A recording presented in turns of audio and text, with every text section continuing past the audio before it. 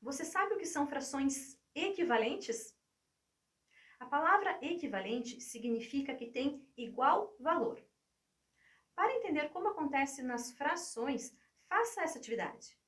Pegue uma folha de papel retangular.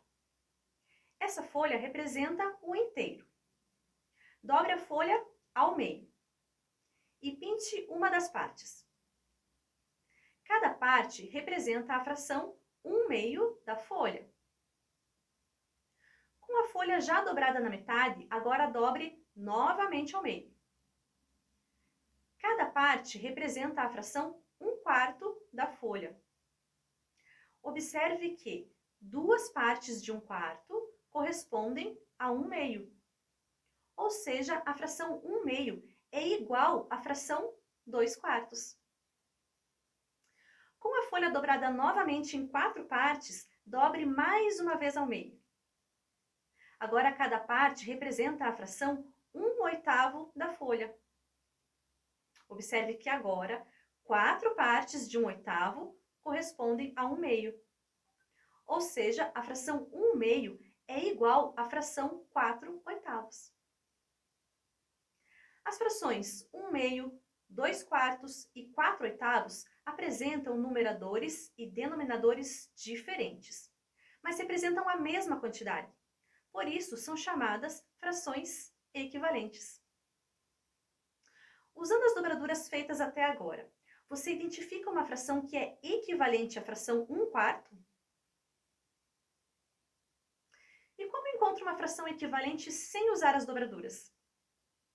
Observe essas frações equivalentes. 1/2 é equivalente a 2/4. A fração 2/4 pode ser escrita como 1 vezes 2 sobre 2 vezes 2. Ou seja, o numerador e o denominador da fração 1/2 foram multiplicados pelo mesmo número, nesse caso, o 2. A fração 4/8 pode ser escrita como 1 vezes 4 sobre 2 vezes 4.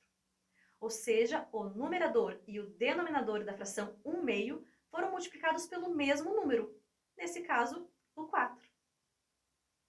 Assim, para encontrar uma fração equivalente a uma fração dada, multiplica-se o numerador e o denominador pelo mesmo número inteiro, diferente de zero. Agora, as mesmas frações podem ser vistas de outra forma. 4/8 é equivalente a 2/4. Mas a fração 2/4 pode ser escrita como 4 divididos por 2 sobre 8 divididos por 2. Ou seja, o numerador e o denominador da fração 4/8 foram divididos pelo mesmo número, nesse caso, o 2.